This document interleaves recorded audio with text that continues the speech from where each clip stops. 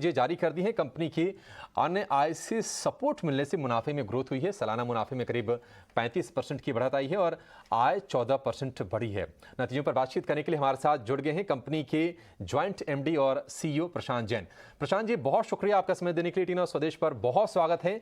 सबसे पहले आपसे सर हम ये समझना चाहेंगे कि मर्चेंट सेल्स जो है थोड़ा सा वहां पर हमने कमी देखी है, अगर हम तिमाही आधार पर बात करें तो ये बताइए कि इसके पीछे रीजन क्या है और आगे की राह आप किस तरह की देख रहे हैं?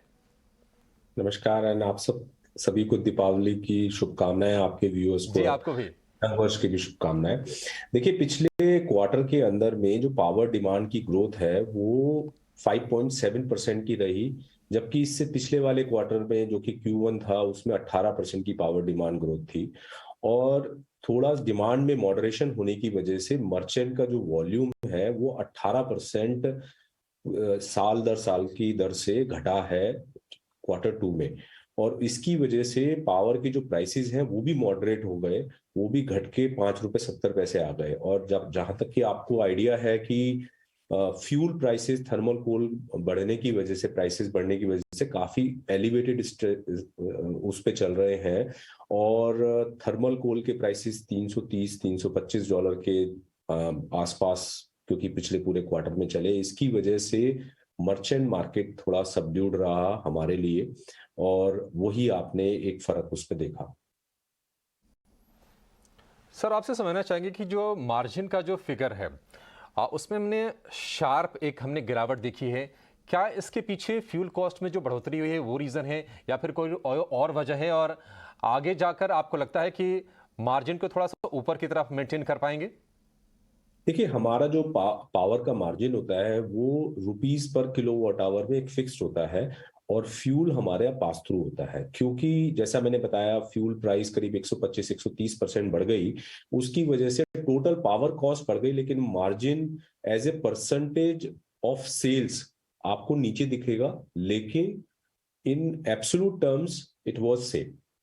तो इसकी वजह से हमारी जो इबिटा है पिछले साल के मुकाबले 2% उसमें बढ़ोतरी है। लेकिन क्योंकि फ्यूल प्राइस बढ़ने की वजह से सेल्स का रेवेन्यू ज्यादा दिखाई दिया, और वही मार्जिन में होने की वजह से उसको परसेंटेज मार्जिन में वो कमी दिखाई दी। तो जब तक ये फ्यूल प्राइस एलिवेटेड रहेंगे, हमारा मार्जिन का जो परसेंटेज ऑफ सेल्स की फॉर्म में कम दिखाई देगा। जैसे ही फ्यूल प्राइस कम हो जाएंगे, ये मार्जिन वापस 44-45% पे दिखाई देगा। परफेक्ट, ठीक है।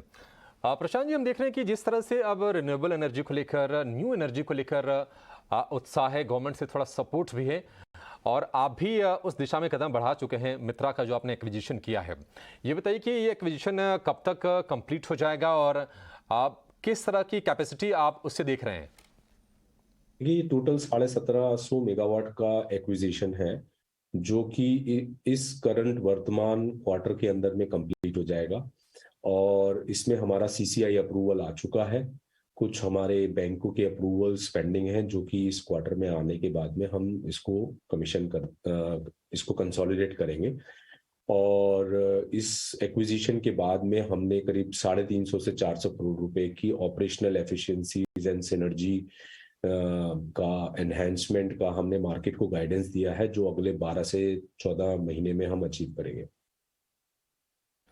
प्रशांत जी, एक आखिरी सवाल आपसे समझना चाहेंगे कि देखिए आप देश में इंफ्रा स्पेस में जो भी अपॉर्चुनिटीज निकल के आ रही हैं, तो तमाम कंपनियों की कोशिश है कि वहां पर उसका फायदा उठाया जाए और आप भी अच्छे से डाइवर्सिफाई कर रहे हैं। ये बताइए कि जो बैटरी स्टोरेज वाला जो आपका वेंचर है, पॉलीसिलिकॉन के मैन्युफैक्चरिंग को लेकर या फिर ग्रीन हाइड्रोजन को लेकर क्या विजन है आपका? देखिए, ये तीनों चीजें न्यू एज इकोनॉमी के लिए है।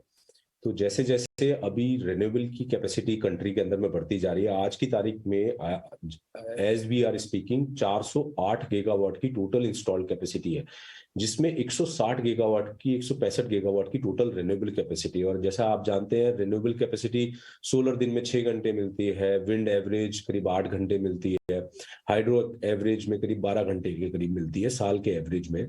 तो हमको ऐसे सॉल्यूशंस ग्रिड के लिए डिप्लॉय करने पड़ेंगे, जो कि पावर को कुछ समय स्टोर कर ले जब ये पावर आ रही है, और बाद में जब नहीं आ रही है उस समय ये दे। तो स्टोरेज सॉल्यूशन एक बहुत इंपॉर्टेंट फैक्टर है। इसी की डायरेक्शन में हमने काम करते हुए अभी ये लिथियम आयन बैटरी का वर्ल्ड का लार्जेस्ट टेंडर जो सेकी ने किया था 1000 मेगावाट आवर का, वो हमने अभी जीता है, जो कि अभी हम अगले 18 से 20 महीने में उसको इम्प्लीमेंट करेंगे। इसी तरह हम हाइड्रो पंप स्टोरेज पे भी काम कर रहे हैं। करीब 50,000 मेगावाट आवर के हमने रिसोर्सेज को ऑलरेडी ले लिया है, जो कि हम अगले साल से कंस्ट्रक्शन शुरू करेंगे।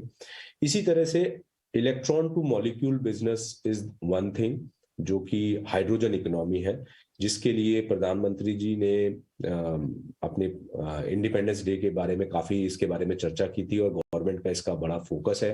तो हम लोग उसके ऊपर में भी काम कर रहे हैं और उसको अचीव करने के लिए हमको बैकवर्ड इंटीग्रेशन करना पड़ेगा। इंडिया में आज की तारीख में सोलर पैनल्स मैन्युफैक्चर नहीं होते हैं, केवल असेंबली होता है, लेकिन polysilicon and then ingots, wafers, वो सब यहाँ इंडिया में मैन्युफैक्चर नहीं होता है। तो हम वो सब मैन्युफैक्चरिंग के लिए भी पार्टिसिपेट कर रहे हैं। अभी नई गवर्नमेंट ने एक 24,000 करोड़ की एक PLI स्कीम अनाउंस की है, हम लोग उसमें पार्टिसिपेट करेंगे और उसमें फिर हम पॉलीसिलिकॉन कंट्री में बनाएंगे और ये सब फैसिलिटीज इंडिया में आके नई हाइड्रोजन इकोनॉमी के ऊपर में काम होगा। सो हिंदुस्तान काफी इस डायरेक्शन में बढ़ रहा है और हम उसमें उस अपॉर्चुनिटी में JSW एनर्जी से पार्टिसिपेट करेंगे। ठीक है सर, हमारी तरफ से भी आपको बहुत शुभकामनाएं और आज शुक्रिया हमसे बातचीत करने के लिए और कंपनी के नतीजों के साथ साथ आगे का आउटलुक भी हमारे साथ साझा करने के लिए बहुत शुक्रिया आपका सर।